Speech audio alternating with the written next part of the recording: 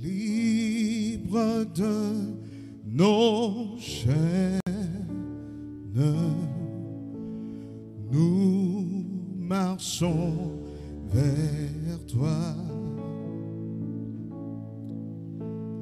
Ta main souveraine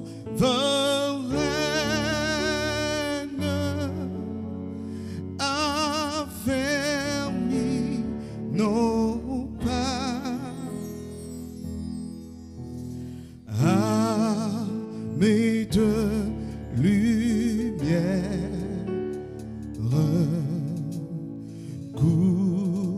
couronnée d'éclat. Soyons sur la terre, messagers de joie.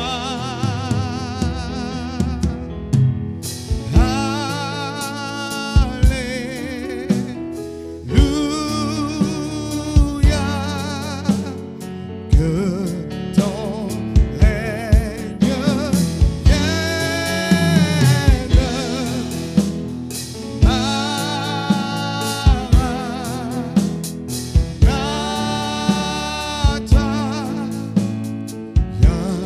Jésus règne en moi. Alléluia. Est-ce qu'on peut s'asseoir dans la présence de Dieu? Nous allons prendre le temps pour adorer tout à l'heure, pour passer un temps vraiment d'expression de la parole, de notre parole au Seigneur. Alléluia. Amen. Voilà, le dimanche dernier, nous avons vu la sagesse divine. Alléluia. Le dimanche dernier, par la grâce de Dieu, nous avons eu à partager vraiment autour de la sagesse. Nous avons vu que toutes les œuvres de l'Éternel ont été bâties par la sagesse. Et que notre Dieu est un Dieu de sagesse. Nous avions vu également que l'Esprit de Dieu, le Saint-Esprit, est appelé également Esprit de sagesse. Et il communique la sagesse. Au-delà du don spirituel, l'Esprit de Dieu, lorsqu'il se manifeste selon la dispensation de la sagesse dans la vie d'une personne, il permet à cette personne de toucher l'extraordinaire. Amen. Et nous avions vu également qu'il y a plusieurs sortes de sagesse. Nous avons vu qu'il y avait la sagesse terrestre, que des personnes pouvaient manifester naturellement une forme de sagesse qui structure des informations pour pouvoir opérer, pour pouvoir accomplir certaines choses. Nous avons vu également qu'il y avait une autre forme de sagesse qui était charnelle. Nous avons vu aussi la sagesse démoniaque. Nous avons vu enfin la sagesse de Dieu. Et nous nous sommes interrogés, nous sommes posés la question, où se trouve la sagesse, cette sagesse dont la Bible parle comme un mystère. Nous avons pu, avec Job, interroger la nature pour voir que la sagesse ne se trouve nulle part qu'en Dieu seul. Et lui seul est capable de donner la sagesse. Et enfin, nous avons vu quelles sont les conditions pour pouvoir manifester la sagesse de Dieu. Nous avons vu d'abord avoir un amour passionné pour Dieu. Nous avons vu avoir un désir sincère d'être une bénédiction pour le monde, pour les frères, pour l'Église. Et nous avons vu enfin que le fait d'être assidu dans la lecture de la parole de Dieu nous permettait d'entrer vraiment dans la sagesse de Dieu. Et nous avons fini par dire que c'est vrai, lorsque nous décrivons la sagesse de Dieu, beaucoup peuvent se dire, j'ai fait des erreurs, j'ai manqué beaucoup de choses dans ma vie. Et Job nous dit encore, au chapitre 23, verset 14, Job nous dit que Dieu accomplira ses desseins à notre égard et il va en concevoir d'autres. Si nous avons fait des erreurs, il est capable de corriger ces erreurs. Amen. Et par la suite, aujourd'hui, en priant, l'Esprit de Dieu m'a emmené de comprendre. Il m'a poussé à continuer ce thème. Quelles sont les qualités qui dénotent de la sagesse humaine, la sagesse divine plutôt? Quelles sont les caractéristiques de cette sagesse divine? Comment elle se manifeste dans la vie d'un homme? Amen. Et c'est le thème que nous allons voir aujourd'hui. Quelles sont les caractéristiques de la sagesse divine? Amen. Vous savez, on aime à l'église rechercher la bénédiction. Lorsque nous entrons à l'église, nous voulons l'argent, l'or, nous voulons des percées, nous voulons réussir. Nous voulons, chacun vient à l'église avec un but, avec un dessein, avec un motif, avec un mobile. Et parfois, nos mobiles ne sont pas les vrais mobiles. Parfois, nous cherchons seulement, vous savez, au temps de Jésus, beaucoup de personnes suivaient Jésus uniquement parce qu'il avait multiplié du pain. Et le Seigneur pouvait dire qu'il connaît le cœur des hommes. Et il est important aujourd'hui que nous comprenions que Dieu veut aller au-delà.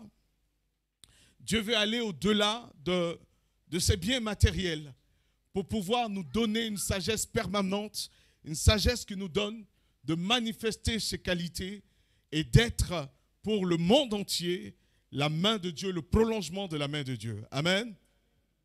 Voilà donc dans 1 Corinthiens chapitre 2, verset 6 à 13. Amen. Amen. On va marquer un arrêt, on va prier. Amen. Tu vas détruire toute forme de distraction. Alléluia. On va détruire toute forme de distraction. Marque un arrêt, on va prier. Et puis ensuite, on va apporter la parole. Prions ensemble. Au nom de Jésus, nous voulons détruire toute hauteur qui se lève contre la parole de Dieu. Détruire toute opposition à la parole au nom de Jésus-Christ. Que ta parole soit véhiculée, que ta parole soit donnée avec puissance, autorité. Que ton règne vienne au travers de ta parole, Jésus. Que ta gloire se manifeste dans le nom de Jésus. Amen. Amen. L'apôtre Paul pouvait dire aux chrétiens de Corinthe, nous prêchons la sagesse de Dieu. Et cette sagesse qui n'est pas de ce siècle, qui n'est ni des chefs de ce siècle, mais nous prêchons la sagesse de Dieu, mystérieuse et cachée, que Dieu va révéler à chacun d'entre nous. Amen. Et c'est la prédication de l'évangile, c'est la prédication de la sagesse. Et dans 1 Corinthiens chapitre 12, 1 Chroniques chapitre 12, verset 32, Amen. On va y arriver. Vous savez, quand ça commence comme ça, la suite est merveilleuse. Alléluia. À chaque fois que je suis arrivé dans une assemblée, que ça commençait comme ça, la fin était glorieuse. Dis avec moi, la fin est glorieuse. Dans 1 Chroniques chapitre 12, verset 32, la Bible dit que les fils d'Issachar avaient l'intelligence pour discerner le temps. Vous savez, Dieu fonctionne dans le temps. Dieu fonctionne par saison. Dieu fonctionne également dans des territoires. Il est important que nous soyons imprégnés de la sagesse de Dieu pour pouvoir discerner le temps.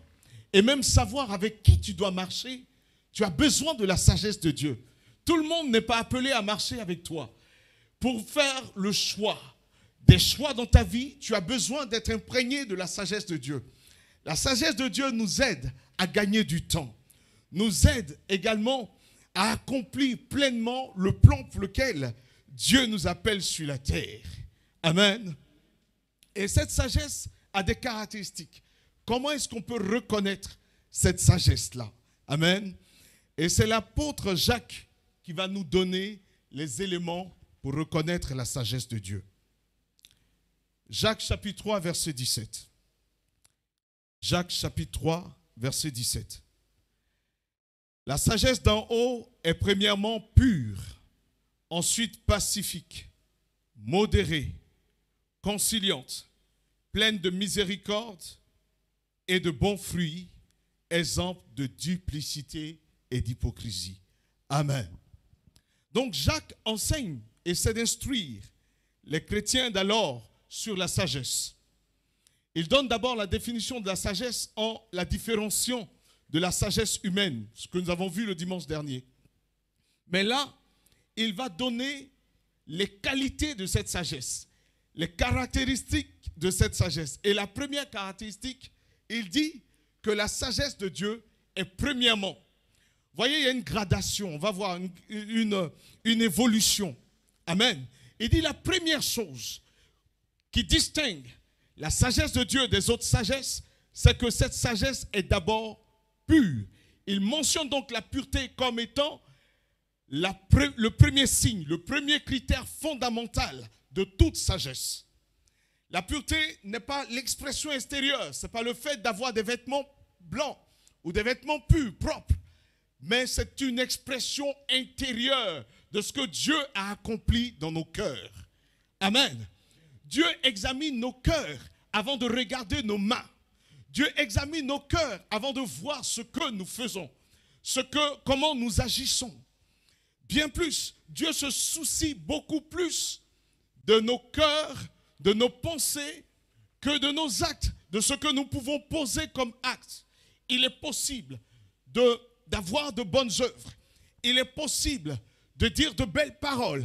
Il est possible d'être religieux, de venir à l'église, d'être pieux. Il est possible également de servir le Seigneur, de prêcher la parole sans que nos cœurs soient au Seigneur, sans que nos cœurs soient purs.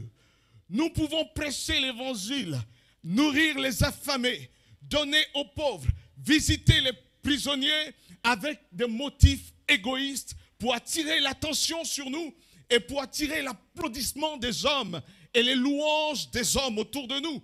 Et là, la Bible dit que cette sagesse n'est pas pure. Cette manière d'agir n'est pas pure. Dieu regarde avant tout à nos cœurs. Mes frères, Dieu regarde avant tout à ce qui motive tes actions. Qu'est-ce qui est au fond de ton cœur? Dieu va dire à Samuel, lorsqu'il va entrer dans la maison d'Isaïe pour oindre roi un des enfants d'Isaïe, lorsque Samuel va regarder vers Eliab, vers le grand frère de David, Dieu va dire, n'aie pas soin à son apparence, car je l'ai rejeté. L'Éternel ne considère pas ce que les hommes considèrent. Dieu ne regarde pas ce qui frappe les yeux, mais Dieu regarde où? Au cœur. 1 Chronique chapitre 16, verset 7. Dieu regarde avant tout au cœur. Alléluia.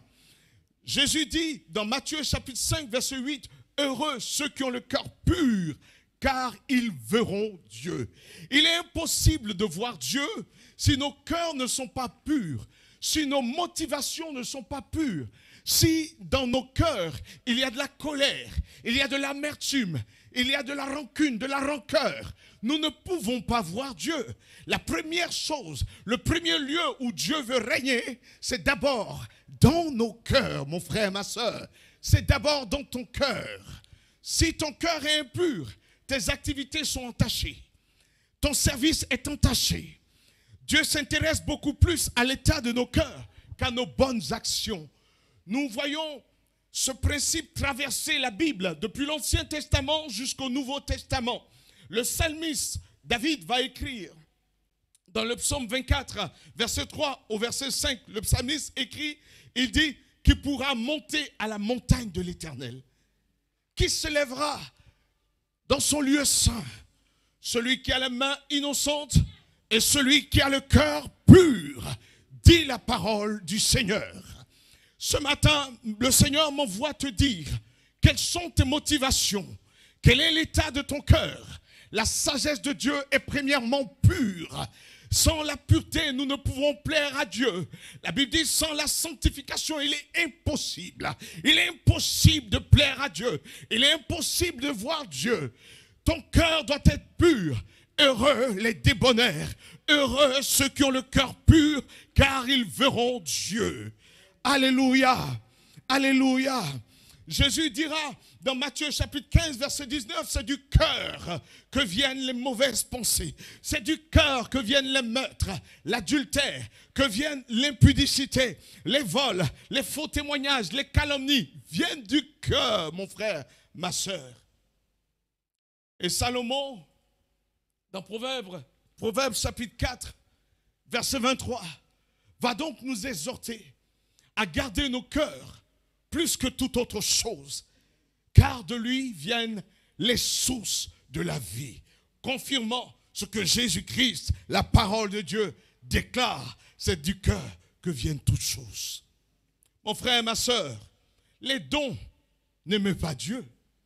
Les dons spirituels n'épatent pas le Seigneur puisqu'ils viennent de lui. Mais ce qui vient de nous, c'est la transformation de nos cœurs, de ce que nous sommes véritablement de l'intérieur. Amen.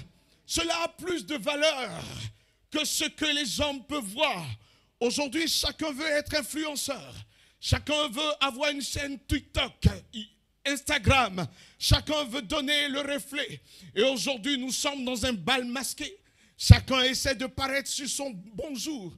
Et récemment, je lisais dans les informations une influenceuse américaine qui va dire à son fils, lui montrer comment pleurer pour émouvoir ses abonnés. Vous voyez aujourd'hui, le masque est entré dans l'église. Nous arborons des masques, mais les cœurs sont mauvais, les cœurs sont méchants, les cœurs méditent le mal les uns contre les autres. Mais Dieu ce matin t'interpelle, mon enfant. Marque un arrêt et examine ton cœur. David dit, sonde-moi, regarde si je suis sur ta voie et ramène-moi si je suis éloigné de toi vers tes sentiers. Mon frère, ma soeur, la vraie sagesse qui vient d'en haut est caractérisée par la pureté du cœur. La fausse sagesse met en avant l'apparence, met en avant les souillures, met en avant la division, est centrée sur l'homme. La sagesse du monde est centrée sur l'homme, sur sa propre nature, sur ce qu'il renvoie aux autres. Mais Dieu veut ton cœur. Amen. Dis à quelqu'un, voisin, Dieu veut ton cœur. Voisin, Dieu veut ton cœur. Amen. Alléluia. Deuxième élément que l'apôtre Jacques va nous dire. Il dit la sagesse d'en haut est premièrement pure. Ensuite, elle est pacifique. Amen. La sagesse divine produit la paix. La paix dans les cœurs. C'est lorsque ton cœur est pur que la paix intérieure peut s'installer dans ton cœur. Jésus dit qu'il est venu pour donner la paix. Beaucoup de gens ont cette forte agitation intérieure. Vous savez, il n'est pas exclu, cela m'arrive, d'être troublé par un événement. Mais la paix revient juste après. Mais le fait d'être troublé sur du long terme montre que, quelque part, il n'y a pas la pureté dans ton cœur. Parce que la pureté produit la paix. Amen. Beaucoup de personnes disent, je suis troublé, je ne vais pas bien. Mais laisse-moi te donner un secret. Va au pied du Seigneur. Examine ton cœur.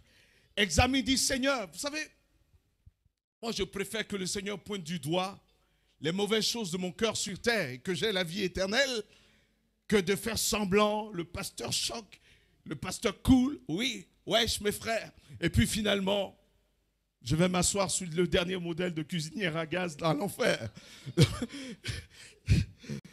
Amen. Mes frères, mes sœurs, il est important de laisser tomber le masque et de laisser la paix de Dieu venir en toi. Vous savez, beaucoup d'entre nous essaient de baptiser la fausse sagesse pour la faire paraître divine. Ils rationalisent la jalousie, leur amertume, se disent « je suis amer parce que les gens m'ont fait du mal », leur ambition égoïste. Et ils disent « je suis ambitieux pour Dieu ». Mais en réalité, Dieu n'est même pas dedans. Je suis ambitieux pour Dieu, c'est pourquoi je veux une Lamborghini. De quoi tu as besoin? Non, tu as besoin que Dieu transforme ton cœur. Alléluia. Amen. Beaucoup peuvent symboliser leur agitation intérieure. Tu es agité de l'intérieur, tu dis non, c'est du discernement. Mon frère, ce n'est pas du discernement. Tu as besoin de la paix de Dieu. Alléluia. Jacques va classer la paix après la pureté. Parce que la pureté entraîne forcément la paix dans le cœur. La fausse sagesse qui vient du diable, qui vient de Satan, te fait vivre dans le déni, te fait couvrir le péché, te fait te concentrer sur la démonstration extérieure. Qu'est-ce qu'on dira de moi? Qu'est-ce que les gens vont dire? Tu perds de vue ton être intérieur et tu es troublé. Parce que ton regard est sur le monde, ton regard est de plaire aux gens. Quand les gens t'acclament, tu es dans la joie. Quand quelqu'un te regarde mal, tu es troublé. Qu'est-ce que tu as? Ça ne va pas, ça ne va pas. Mais qu'est-ce qui ne va pas? C'est parce qu'on t'a mal regardé et c'est parce que la paix de Dieu n'est pas dans ton cœur. Vous Il y a des gens qui sont en train de se dire, il faut qu'ils partent vite, faut qu'ils partent vite. Et pendant le temps où j'ai le micro, je vais continuer. Alléluia. Amen. Nous ne pouvons parvenir à la paix en balayant le péché qui est dans nos cœurs, qui est tapi dans notre âme. Nous ne pouvons parvenir à la sagesse de Dieu en maquillant cette sagesse diabolique qui est dans les cœurs par le déni. Amen. Mais la sagesse de Dieu nous emmène à confesser nos péchés. À dire, Seigneur, tel que je suis, me voici. Je suis pécheur, je suis menteur, j'ai menti plusieurs fois. Je vis, tout le monde me regarde, m'apprécie, mais en réalité, je ne vais pas bien. Naaman était un général qui avait des galons, dont la bravoure était connue de tous, mais il était lépreux sous ses apparences extérieures. Pourra dire au Seigneur, voici ma lèpre, voici la situation véritable de mon cœur, je viens te demander pardon. Jacques va dire ensuite que la sagesse est modérée. Le mot grec qui est utilisé, c'est le mot epiekes. Vous savez, je ne suis pas grec, donc si c'est mal prononcé, ne t'inquiète pas. Amen. Et donc, ça veut dire la douceur. Ce qui ramène à la douceur. Ce qui ramène au fait d'être doux. Et la véritable définition, c'est la modération sans compromis, ni faiblesse. Vous savez, un poète du nom de Carl Sandburg, lors du 150e anniversaire d'Abraham Lincoln aux États-Unis, va prononcer cette parole devant le Congrès. Les deux chambres du Congrès réunies, il va prononcer cette parole, il va dire d'Abraham Lincoln que c'était un homme qui était fait à la fois d'acier et de velours, que c'était un homme aussi dur que le roc et aussi doux que le brouillard qui est en train dans son déclin. Il dira que c'est un homme qui présente des paradoxes, le paradoxe terrible de la tempête et en même temps la douceur indescriptible et la perfection. Vous savez, c'est la description de ce que doit être un chrétien. Tu dois à la fois être ferme. Nous devons être des gens fermes, absolument intransigeants en ce qui concerne les préceptes de la Bible. Si quelqu'un te dit, va voler un peu, ce n'est pas grave. Tu dois lui dire non. Quelqu'un te dit, fais une déclaration aux impôts qui est fausse. Tu dis non. Quelqu'un te dit, allons, mentons, et que les choses aillent pour... Tu dois être intransigeant en ce qui concerne les principes du Seigneur. La Bible donne la douceur comme une caractéristique de Jésus lui-même. Dans Matthieu chapitre 21, citant la prophétie, la Bible nous dit, « Fille de Sion, voici ton roi vient à toi, plein de douceur, monté sur un ânon. Jésus-Christ est doux, il est un agneau, mais il est aussi un lion. » Alléluia. C'est une qualité essentielle. Une sagesse empreinte de douceur. Proverbe chapitre 16, verset 21. Et Paul dira aux Philippiens que ta douceur soit connue de tous. Que ta douceur soit connue de tous les hommes. Philippiens 4, verset 5. Que ta douceur soit connue de tout le monde. On doit te connaître comme un doux. Il y a des gens à l'église, quand ils arrivent, oh, ma sœur, leur voix est langoureuse. Oh, ma très chère sœur, jamais un mot plus long que l'autre. Mais à la maison, c'est des lions.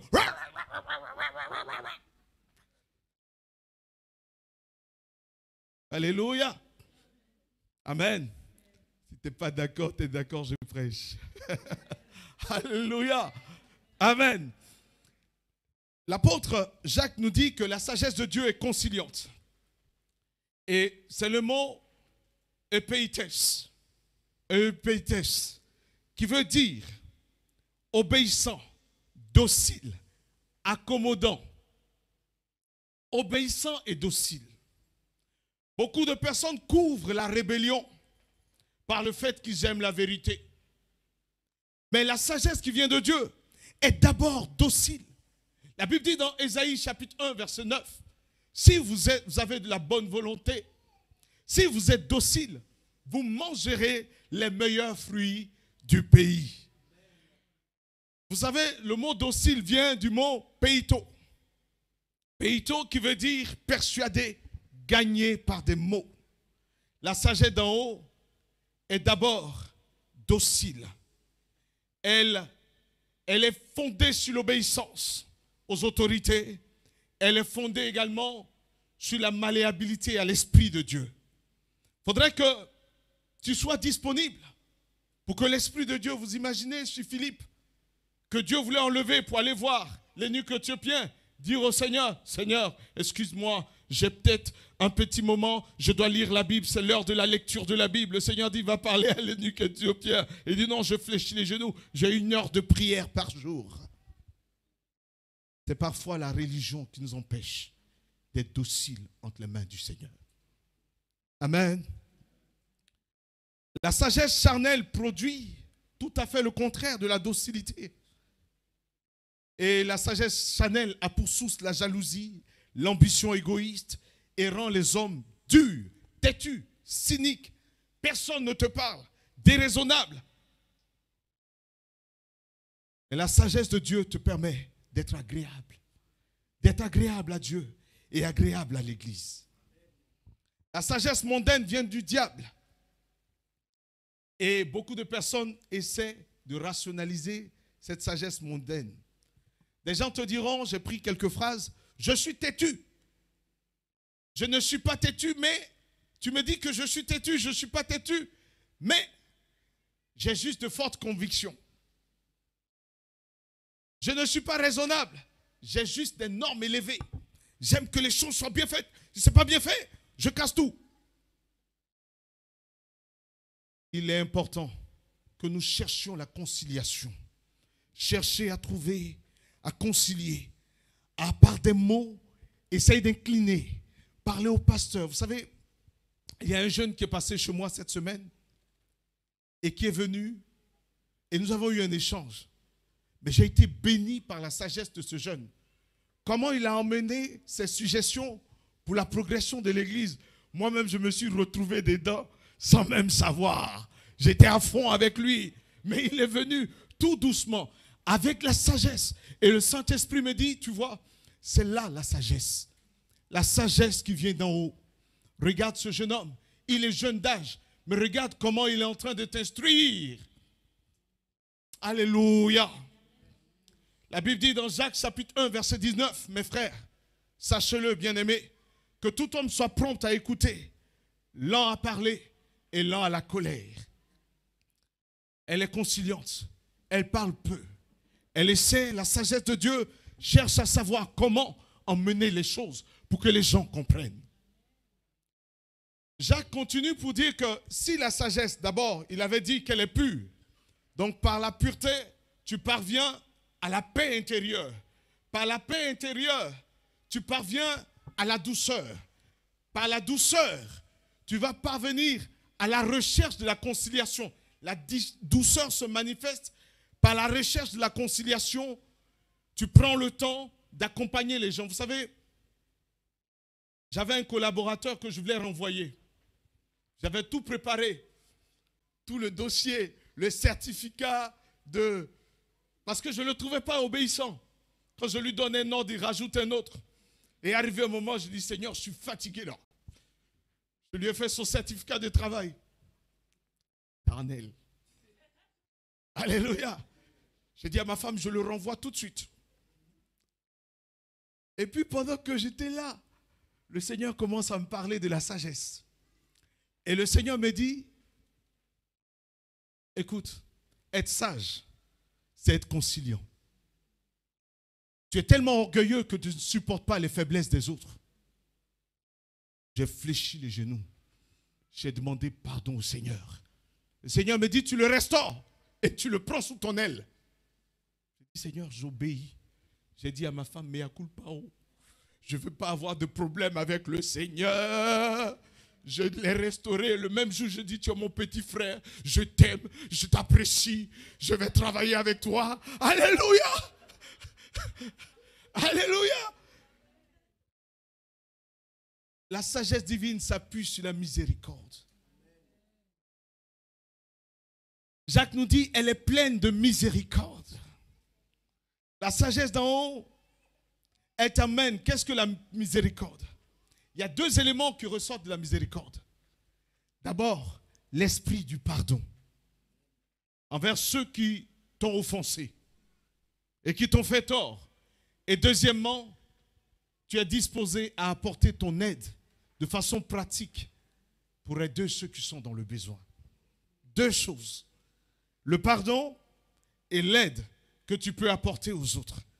C'est très important de comprendre que, parce que nous n'étions pas parfaits, vous savez, à chaque fois, et je bénis Dieu pour cela, j'ai dans mon souvenir mon parcours. Vous savez, lorsque je suis venu à Christ, dans les premiers instants, je disais, Seigneur, je vais être comme Abraham.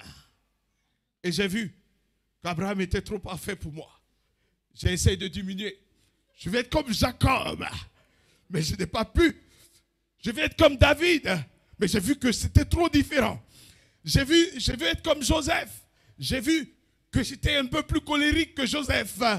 Je vais être comme Jérémie. J'ai vu que Jérémie a subi des offenses. Il a été même enfermé dans une citerne. Alors que quelqu'un marche sur mon pied, je crie, oh là là, qu'est-ce que tu fais?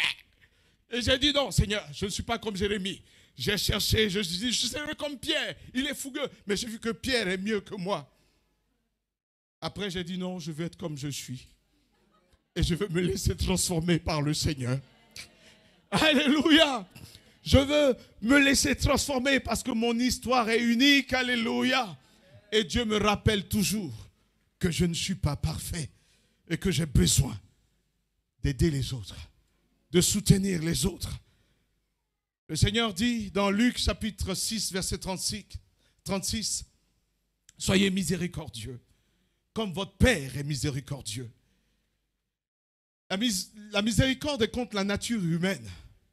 La nature humaine te dit, on t'a fait ça, il a osé. Ouh! Et puis tu dis rien. Tout le monde va penser que tu es une poule mouillée. Mais qu'est-ce que tu attends pour te venger? Mais la sagesse de Dieu dit, soyez miséricordieux, aimez vos ennemis, aimez ceux qui vous haïssent. Oh, alléluia, le monde ne connaît pas cette sagesse. Ceux de ce monde ne connaissent pas. Et cette sagesse, elle vient d'en haut, pendant que la sagesse de ce monde déchu nous dit que la miséricorde est une faiblesse. Pardonner, ça montre que tu n'es rien. Mais Dieu dit, pardonnez, comme votre Père céleste vous a pardonné. Amen. Quelqu'un dit Amen, même si ça ne lui plaît pas. Dis voise, c'est la vérité. Alléluia. Amen. Et parce que tu es miséricordieux. Voyez, on a vu d'abord qu'elle est pure. La pureté t'emmène à la paix. La paix entraîne la douceur. La douceur entraîne la conciliation. La conciliation entraîne la miséricorde. Et la miséricorde te dispose pour être un bon ouvrier de Dieu et apporter de bons fruits. Jacques dit, sixième élément, Jacques dit que la sagesse d'en haut est pleine de bons fruits. Alléluia. Alléluia. C'est important que tu comprennes que l'apôtre Pierre va dire que l'une des démonstrations de la sagesse de Dieu, c'est le service également. Le service ne peut se faire sans la miséricorde. Parce que tu dois avoir compassion de ceux qui sont autour de toi. Imagine, tu as lié ton voisin 5000 fois. Tu as entraîné sa mort spirituellement. Tu as dit, je le tue au nom de Jésus. Parfois, on fait des choses, hein.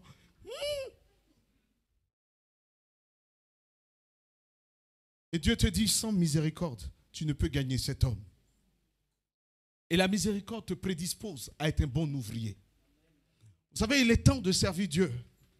Non pas pour nous-mêmes, mais par amour pour les frères. Alléluia. Vous savez, parfois, je suis fatigué physiquement. Parfois, je suis tellement épuisé que j'ai dit, Seigneur, si aujourd'hui je pouvais ne pas aller à l'église, le Seigneur me dit, il me donne toujours la même réponse. Il dit non. Ça me fait du bien. Amen. Et Seigneur, je veux tirer ma couette. Il dit non. J'ai dit, Seigneur, si je ne vais pas, d'autres vont faire. Le Seigneur dit non, toi. Et depuis, j'ai compris. Je ne laisserai pas quelqu'un faire pour Dieu ce que je peux faire. Amen. Je ne laisserai pas quelqu'un prendre la bénédiction à ma place. Elle m'est destinée. Si elle n'était pas destinée, tu peux prendre. Mais c'est pour moi. Alléluia. Amen. Et donc, elle est prévue pour moi. Dans Matthieu chapitre 9, verset 37, la Bible dit, la moisson est grande. Il y a peu d'ouvriers. Et le Seigneur dit dans Apocalypse, chapitre 22, verset 12, le Seigneur revient avec sa rétribution pour donner un jour des récompenses à chacun d'entre nous. Et dans Daniel, la Bible dit, ceux qui auront été intelligents brilleront comme la splendeur du ciel. Et ceux qui auront enseigné la justice à la multitude brilleront comme des étoiles. Et le mot intelligent, c'est le mot sakal. Sakal qui veut dire agis, ceux qui agissent avec sagesse. Si tu agis avec sagesse, la Bible dit dans le ciel, tu brilleras comme la splendeur du ciel. Alléluia.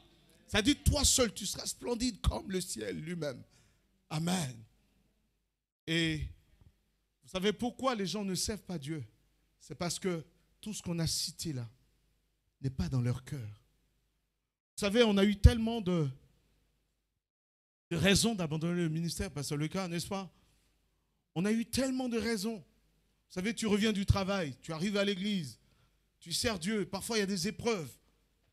Parfois, parfois tu as passé des nuits blanches. Vous savez, hier nuit, je n'ai pas dormi. Je suis là, j'étais assis là, j'étais épuisé. De temps en temps, je m'asseyais parce que je n'ai pas dormi. Pourquoi? Parce que le peuple de Dieu doit recevoir la parole de Dieu. Je vais être certain de tout avoir et de partager avec vous ce que Dieu veut. C'est pourquoi Pierre dit, si toutes les valeurs qui sont là habitent en vous, 2 Pierre chapitre 1, versets 5 à 8. Au verset 7 et 8, il dit, si ces choses sont en vous, et si elles sont abondantes, elles ne vont pas vous laisser oisifs, ni stériles. Tu ne peux pas être oisif dans la maison de Dieu. Tu ne peux pas être assis dans la maison de Dieu sans rien faire, sans servir Dieu. Tu viens le dimanche, tu retournes, ils feront. Et c'est toi qui vas à la maison pour dire, oui, la musique était bien, mais bon, il y a des choses qui ne vont pas. Mais bon, j'espère que la prochaine fois, ça va aller. Hein. Ils ont intérêt à bien faire, là. Sinon, je quitte l'église. Hein. Sinon, eux, c'est fini. Tu dis, Voise, dis avec moi, Voise. Je ne ferai plus ça. Alléluia. Amen. La sagesse divine est exempte de toute duplicité. Et donc, elle est impartiale. La duplicité, le mot qui est utilisé ici, renvoie à l'impartialité. C'est-à-dire que tu ne cherches pas à faire du favoritisme. Elle ne cherche pas à favoriser l'un plutôt que l'autre. Vous savez, parfois dans les églises, quand tu as beaucoup d'argent, quand tu arrives net, on te nomme. On te dit, lui, le Seigneur m'a dit qu'il est l'ancien de l'église, le diacre. Le Seigneur me parle de ton appel. Pourtant, la veste a parlé plus que le Saint-Esprit. La sagesse de Dieu est impartiale. Et elle ne vacille pas. Elle ne s'ajuste pas constamment aux circonstances. Elle ne s'ajuste pas selon la saison. Nous ne sommes pas des caméléons. Nous devons être déterminés, authentiques, cohérents dans ce que nous faisons. Et enfin, l'apôtre Jacques nous dit, elle est exemple, c'est-à-dire qu'elle n'a pas d'hypocrisie. C'est-à-dire qu'elle est sincère. La sagesse de Dieu est sincère. Vous savez, on peut avoir connu la paix, connu toutes ces choses, et être en train de servir Dieu, et puis tomber dans la duplicité. Pour que ton service soit efficace, il ne faudrait pas que tu tombes dans la duplicité, que tu ne sois pas corruptible. Parfois, vous savez, quand on est pasteur, les éloges des gens dans l'église peuvent nous détourner de la droiture. Parfois même des amens mal placés peuvent te faire croire que l'Esprit de Dieu est en train de te saisir. Parce qu'il y a des amens mal placés qui sont là. Et tu te dis, je sens que l'onction de Dieu est là. Non, non, non. Tu sens le loge, l'amen là, ça nourrit ton orgueil. Oui, dis amen. Allez, je vais continuer. Et là, tu cours dans tous les sens. Tu touches ici, tu touches là. Vous savez, il m'est arrivé de prêcher devant des assemblées. Une fois, je suis arrivé dans une assemblée. Quand j'ai pris le micro, dès qu'on m'a annoncé, des familles entières sont sorties. Se sont levées. Elles sont sorties. J'entends là-bas, qui c'est celui-là? Les familles sont sorties. Et Dieu a tellement béni l'église ce jour-là que le dimanche qui suivait, les pasteurs m'ont invité encore dans l'église. Et les familles qui sont sorties étaient au premier rang. Je les voyais. Amen. Mais il a fallu prêcher dans l'adversité. Prêcher sans que les regards soient conciliants. Sans que personne ne te regarde bien. Vous savez, lorsque tu arrives à servir Dieu, sans attendre les éloges des hommes, que le pasteur te voit, il ne te voit pas. Je sers Dieu. Alléluia. Qu'on t'applaudisse pas, je sers le Seigneur. Alléluia. Que les gens soient d'accord avec toi, pas d'accord avec toi. Je sers le Seigneur, je m'améliore au fur et à mesure, mais je sers Dieu. Il est important d'être sincère avec Dieu. Sincère, c'est être exactement la même personne en toute situation. Que tu sois la même personne devant Dieu, seul, devant les hommes, devant personne, quand tu es tout seul, il faut que tu sois le même. Nous devons cesser les faux semblants et rechercher la sagesse de Dieu. Je vais terminer. Amen. Dieu a promis sa sagesse. Je parle de l'esprit de sagesse. Je peux vous assurer, mes frères, que Dieu donne cette sagesse. Amen. Sans me lancer dans un témoignage, je la recherche, je la désire toujours. Ce n'est pas que je l'ai totalement, mais j'ai vu ce qu'elle peut apporter dans la vie d'un homme. J'ai vu ce qu'elle peut apporter, comment elle peut changer ta vie. Elle peut te faire gagner du temps. Elle peut te faire faire des choix qui sont à l'encontre des gens. Je veux parler aux jeunes gens. Oui, on va dire, mais tu parles aux jeunes souvent. Et nous? Bon, je parle à tout le monde alors. Amen. Vous savez, accepte d'être différent des autres. Ta foi ne doit pas être une honte. Tu ne dois pas avoir honte d'avoir une sagesse qui ne ressemble pas à la sagesse du monde. Mais tu dois avoir confiance en Dieu. Tu dois apprécier ta différence par rapport à ce monde. Oui, la sagesse de Dieu va se produire naturellement si tu passes toutes ces étapes. Elle va se produire et va te donner d'être efficace dans ton service et à la fin de ton service, d'hériter de la vie éternelle. C'est pourquoi l'apôtre Paul dira, je traite durement mon corps, afin qu'après avoir annoncé le salut, je ne puisse pas me perdre. Je vous assure, le plus important, c'est la vie éternelle. La Bible dit que sert-il à un homme de gagner le monde s'il doit perdre son âme? S'il doit perdre son âme. À toi qui as de la peine à pardonner. À toi qui as de la peine à laisser tomber. Toi qui as de la peine à accepter ta différence en tant que chrétien. Je vais t'encourager à revoir ta position.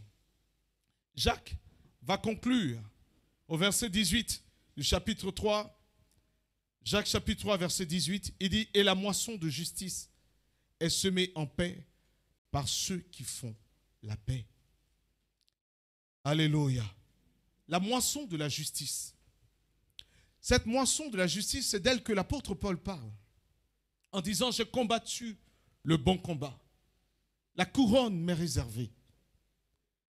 Vous savez, on peut combattre.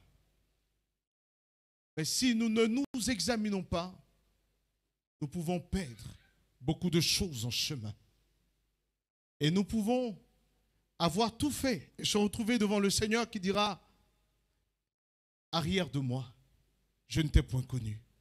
Pendant que nous serions en train de lui dire, n'avons-nous pas prêché en ton nom? N'avons-nous pas dansé en ton nom? N'avons-nous pas servi? N'avons-nous pas prié pour les malades? Vous savez, la Bible dit un peu de levain fait lever toute la pâte. Parfois, lorsque Dieu commence à agir, nous perdons de vue l'importance du ministère. Du ministère qui est la relation de Dieu avec nous et qui est fondée sur la sagesse. Vous savez, hier, le dimanche dernier, je disais, vous savez, on n'a pas besoin de chercher naturellement à manifester ces choses. Tu es incapable de le faire. Et je suis incapable de le faire de moi-même. Mais nous avons besoin de laisser Dieu nous façonner. Laisser Dieu nous transformer. Proverbe chapitre 8. Vous savez, la sagesse crie plus que nous-mêmes. Proverbe chapitre 8, verset 1, à partir du verset 1. La sagesse ne crie-t-elle pas? L'intelligence n'élève-t-elle pas sa voix? C'est au sommet des hauteurs, près de la route. C'est à la croisée des chemins qu'elle se place, à côté des portes et à l'entrée des villes, à l'intérieur des portes, et elle fait entendre ses cris. Homme, voilà ce que dit la sagesse. Homme, c'est à vous que je crie, et ma voix s'adresse aux fils des hommes. Stupide, apprenez le discernement. Insensé, apprenez l'intelligence. Écoutez, car j'ai de grandes choses à dire, et mes lèvres s'ouvrent pour enseigner ce qui est droit. C'est la sagesse qui parle.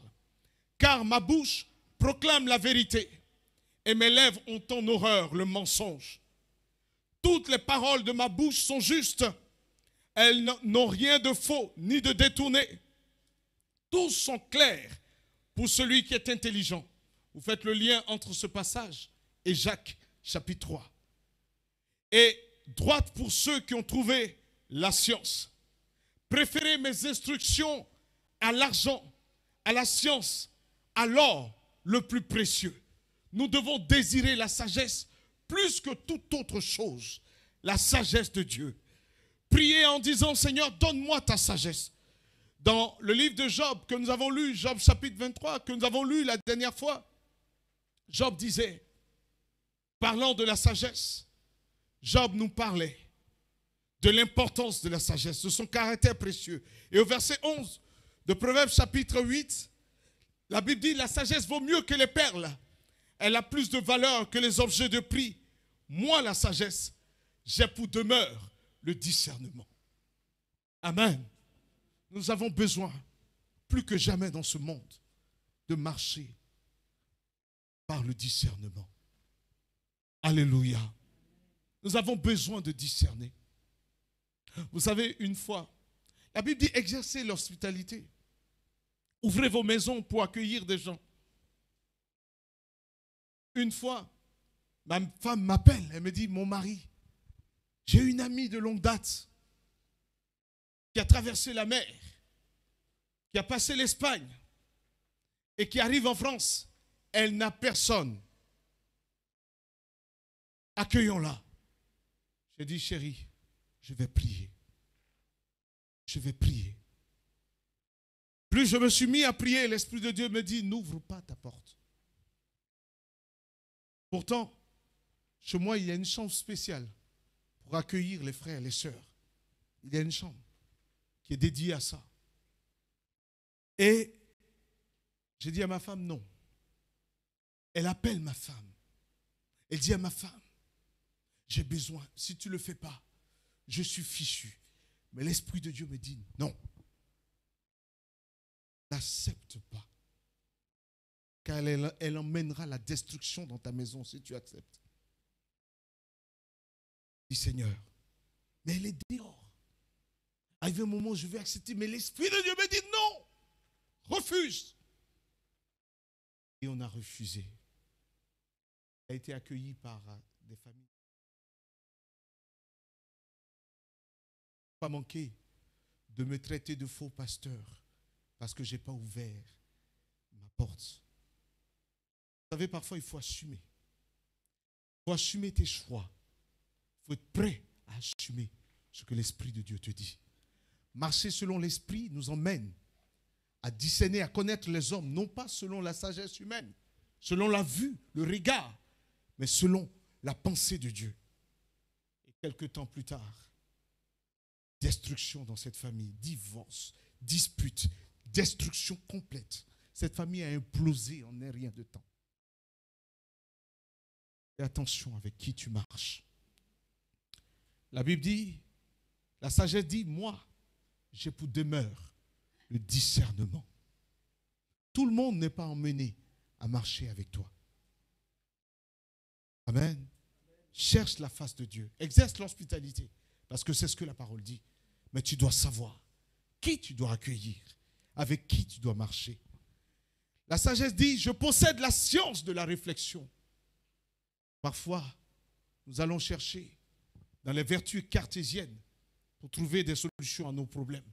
S'il y a ça, je mets l'hypothèse que, et ensuite je formule la problématique, et pour finir, je vérifie l'hypothèse et je parviens à la conclusion. Non. Appuie-toi sur la sagesse de Dieu. Et la sagesse de Dieu nous emmène à dire, Seigneur, je ne sais pas. Je dis souvent à des gens qui me demandent conseil quand je n'ai pas de réponse. Une sœur en Christ est venue me rencontrer il y a 2 semaines de cela, m'expliquer une situation dont la logique était qu'elle quitte le lieu où elle est. Elle m'a exposé la situation. Elle a fini de tout démontrer. Et je lui ai dit simplement,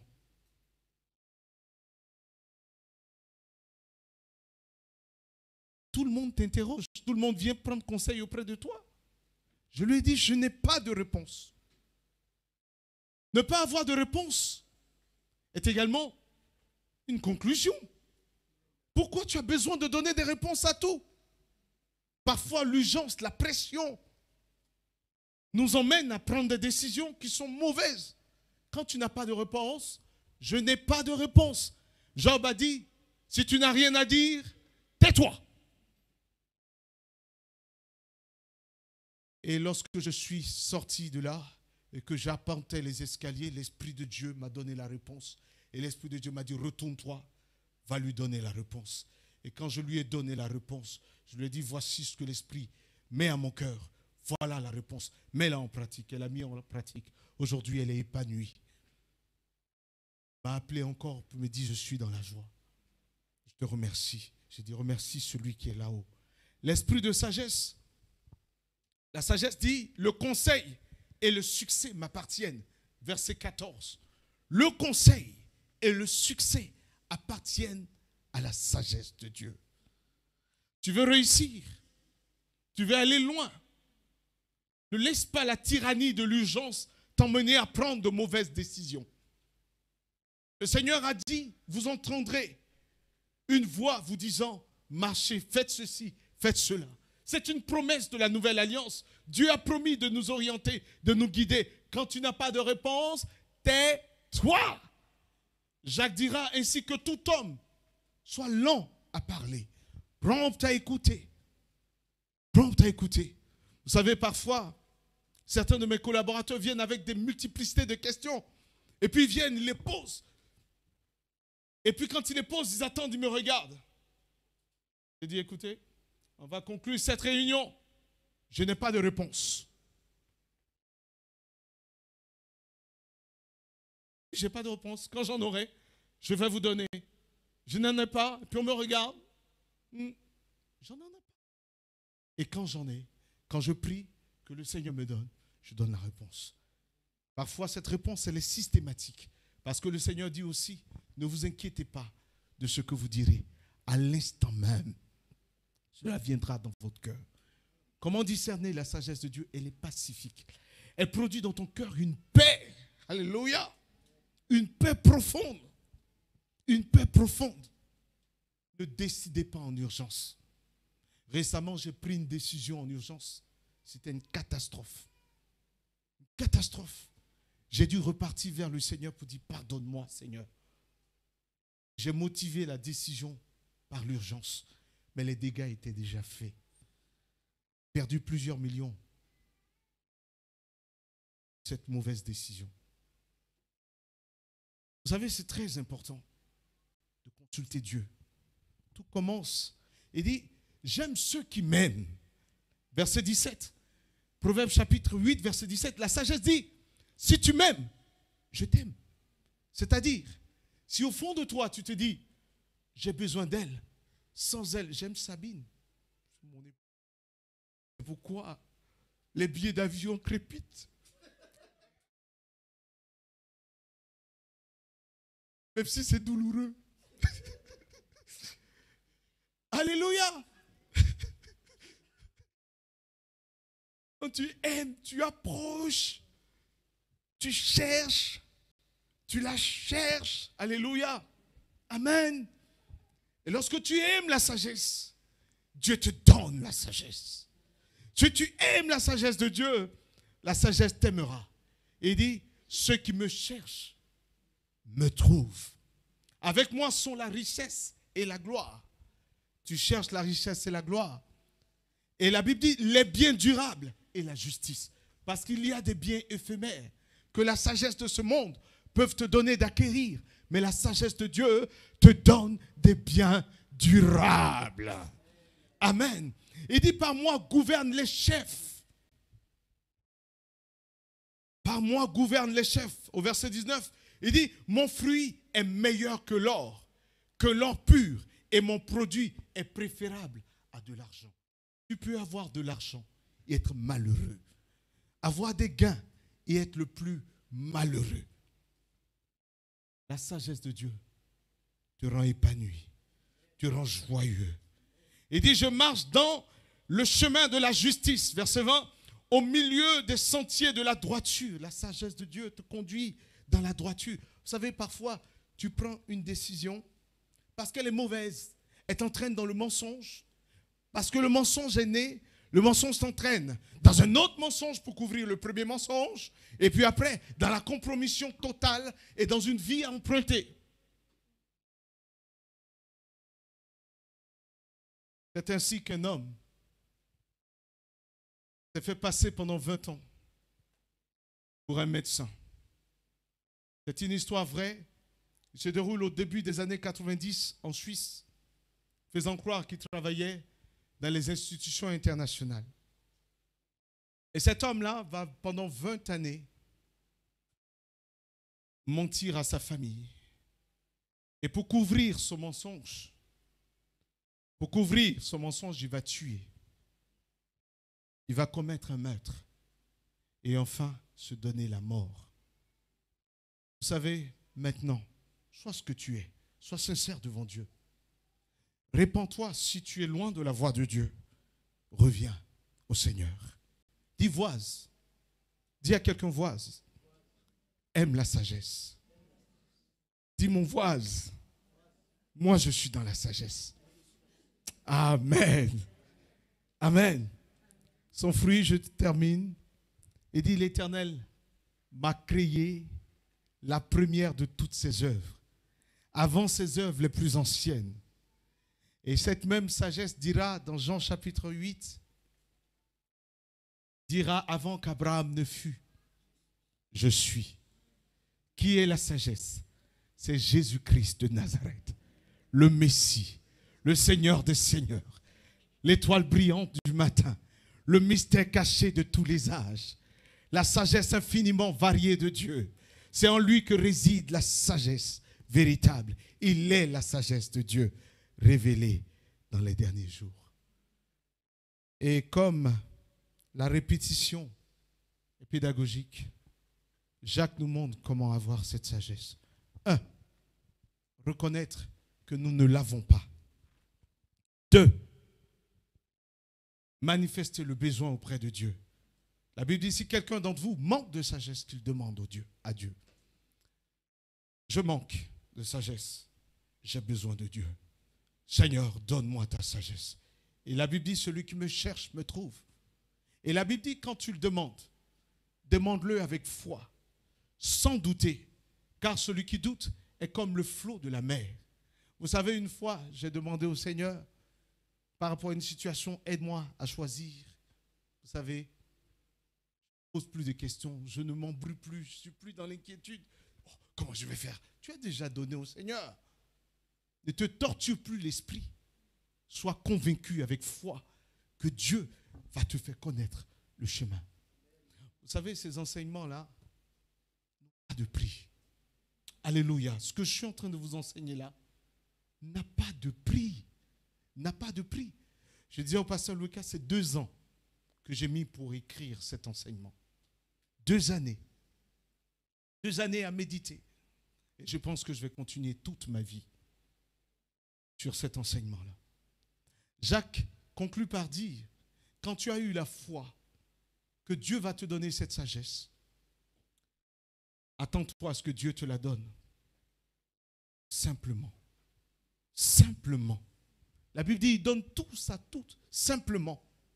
Sans reproche. C'est-à-dire, il ne te dira pas, pourquoi tu as fait le premier choix? Pourquoi ce choix est mauvais? Pourquoi tu as fait ça? Pourquoi? Mais il dira, voici, parce que tu m'as consulté. Je conçois d'autres desseins pour toi. Et c'est pourquoi nous avons lu Job 23, verset 14, qui dit, l'Éternel accomplira ses desseins à mon égard, et il en concevra d'autres. Si les premiers plans de Dieu ne se sont pas accomplis, je veux te rassurer, il y a encore de nouveaux plans. Et Dieu peut en concevoir de nouveaux pour que tu sois épanoui, pour que tu sois heureuse. Recherche la sagesse divine. Amen. Alléluia, gloire à Dieu. Je pense que ces acclamations sont pour Jésus. Et c'est à lui. Est-ce qu'on peut acclamer Jésus? Alléluia. Nous allons prier. Sache que tu vas demander simplement au Seigneur de te donner. Demande-le avec simplicité. Seigneur, rends-moi sage, de gloire en gloire. De gloire en gloire, de gloire en gloire, tu m'emmènes,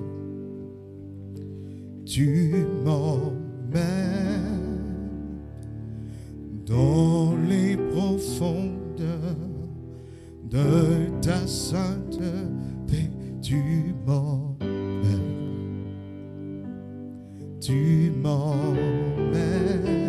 de gloire en gloire, gloire en gloire, tu m'emmènes. Emmène-moi, Seigneur, dans les profondeurs.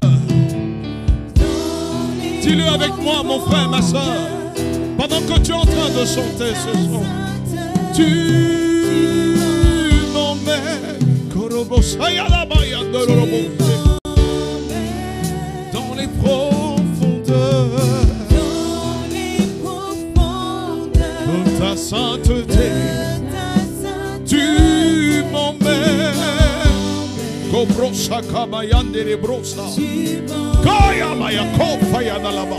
de gloire en gloire.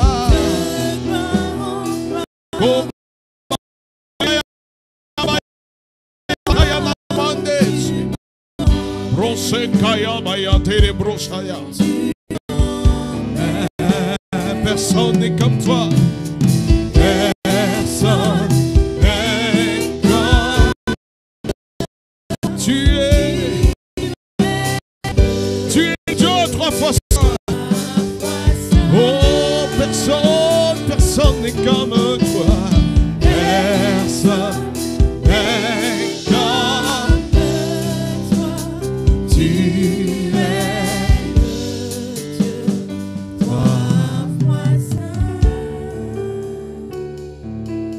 Le premier élément que nous avons lu, la Bible dit la sagesse de Dieu est pure. Elle est pure. Chacun va entrer en lui-même.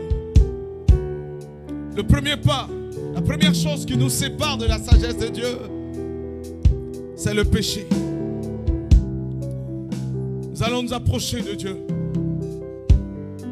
sans aucun compromis, sans aucun faux fuyant, mais nous présenter au Seigneur, lui dire tel que nous sommes, nous venons devant toi. Si tu sens l'impureté dans ton cœur, s'il y a beaucoup de choses dans ton cœur qui te meurtrissent, qui t'empêchent d'être pur devant Dieu, tu vas t'approcher du trône de grâce pour obtenir miséricorde. Que chacun prenne le temps, prenne la position que tu veux, mais par un doux murmure, entre dans la présence de ton Dieu et implore sa grâce. Demande-lui de te purifier. La Bible dit que Jésus-Christ est mort à la croix et il a donné son sang pour que nous soyons purifiés par son sang. Approche-toi et demande pardon au Seigneur. Prenons un temps, juste la musique, mais tous ensemble, nous approchons du trône de grâce. Chacun se dépouille, déchirez vos cœurs et non vos vêtements. Approchez-vous du trône de grâce pour obtenir miséricorde. Approchons-nous. Parle-lui.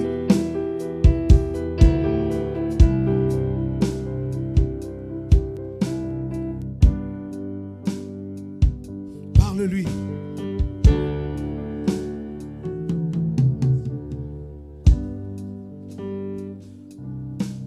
Approche-toi.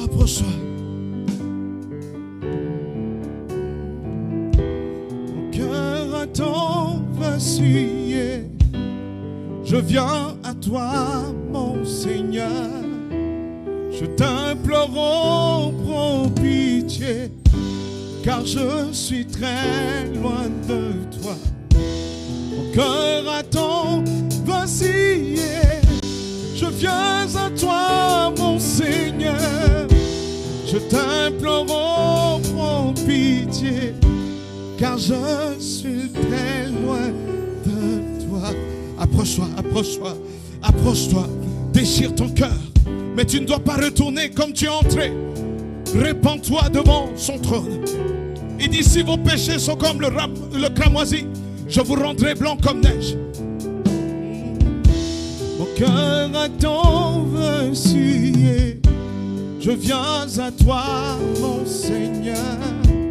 Je t'implore, oh, prends pitié, car je suis très loin de toi. Lave-moi de mon péché, purifie-moi de ma faute. Contre toi seul j'ai péché. Ô Seigneur Dieu, garde-moi, lave-moi de mon péché, purifie-moi de ma faute. Contre toi seul j'ai péché. Ô Seigneur Dieu, mon cœur a tant vacillé. Je viens à toi, mon Seigneur. Je t'implore, oh, prends pitié, car je suis très loin de toi.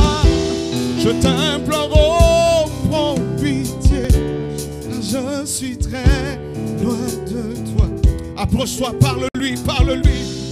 Oh, la provision de la grâce est là. La grâce de Dieu est présente. Le Seigneur veut relever, veut redresser, veut laver, veut purifier. Ce soir, ce matin, l'onction de Dieu, l'Esprit de Dieu est là. Déchire ton cœur. Ne t'arrête pas, mon frère, ma soeur. C'est le temps de rallier. Le diable t'a accusé dans le secret. L'ennemi t'a maintenu dans la culpabilité. Mais ton Dieu est là pour te relever. Ton Dieu est là pour te redresser. Implore sa grâce. Koyosh. Meyana la raus. Koyana maya kutike. Pai boisi kiyana lo hot. Samaya kompaya kontege yota. Maya toloro mandigi sheke. Toloro bosaya nalaragite. Kofly Conte, Kofly Conte, Duya, Duya, Duya, Duya, Duya, Duya, Duya, Duya, Kobaya Doloro Brosa, Yana Maya Kota, Tolorianda de Bros, Tolorian Doloro Bros, Kayana Doloro Brosi, Kayana Monte, Baya Brosa, Baya Brosa, Baya Brosa, Baya Brosa, Baya Brosa, Triandoloro Brosa, les mots de la Rose. Continue, continue, désire ton cœur. Brosa, Maya Dalara Conte, les Brosa, Baya Doloro Rosa, Baya Doloro Rosa, Tarabro, Tente, Kayamanda Mandolo, Oya Maya Tika, Yandere Brosa. Marathon vaciller, je viens à toi, mon Jésus. Je t'implore, oh, prends pitié, car je suis très loin de toi. Mon cœur attend vaciller, je viens à toi, mon sauveur. Je t'implore, oh, prends pitié, car je suis très loin de toi. Tu vas dire avec moi, Seigneur, Seigneur, tel que je suis, je viens devant toi ce matin. J'implore ta grâce, j'implore ta miséricorde. Je reconnais que mon cœur n'était pas pur, que mes pensées n'étaient pas pures. J'ai péché contre toi seul. Même si les hommes ne m'ont pas vu, je sais que dans mon cœur, il y avait des choses qui ne t'honoraient pas. Mais ce matin, je laisse tomber mon masque. Je laisse tomber le regard des hommes. Et je me présente tel que je suis. Je me présente tel que je suis. Pardonne-moi. Pardonne-moi. Dis le plus fort, pardonne-moi. Pardonne-moi. Lave-moi par ton sang.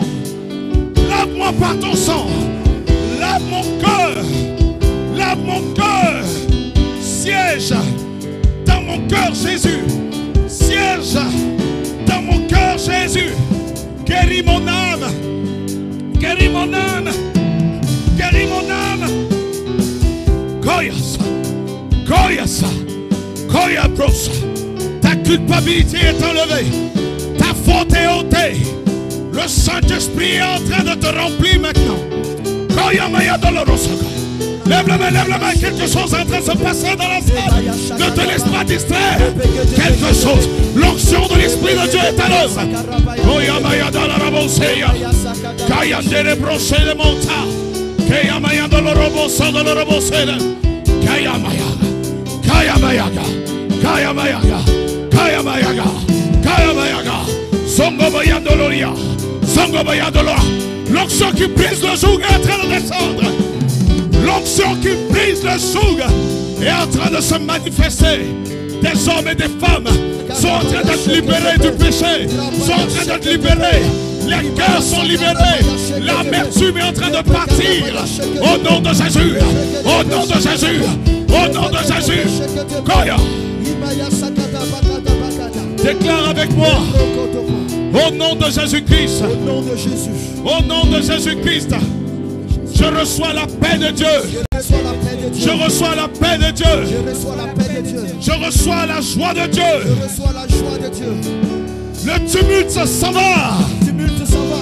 L'angoisse s'en va. L'angoisse part. La tristesse s'en va. Ça s'en va. Déclare avec moi au nom de Jésus. Au nom de Jésus. Au nom de Jésus. Au nom de Jésus. Je ne serai plus troublé. Je ne serai plus troublé. Dans le nom de Jésus. La paix de mon sauveur. La paix de mon roi. La paix de mon Dieu. Viens maintenant dans mon cœur. Le Seigneur dit à une personne ici, ce matin, ils t'ont promis de l'aide, mais ils ne t'ont pas aidé. Mais je te soutiens de ma droite triomphante. Oublie ce qu'ils t'ont fait. Oublie ce qu'ils t'ont fait. Je suis sur le point de faire quelque chose de nouveau. Je suis sur le point de faire quelque chose de nouveau. Moi seul suffit dans ta vie. Je suis là avec toi. Le Seigneur, tu vas prier. Tu vas demander un cœur comme celui de Dieu.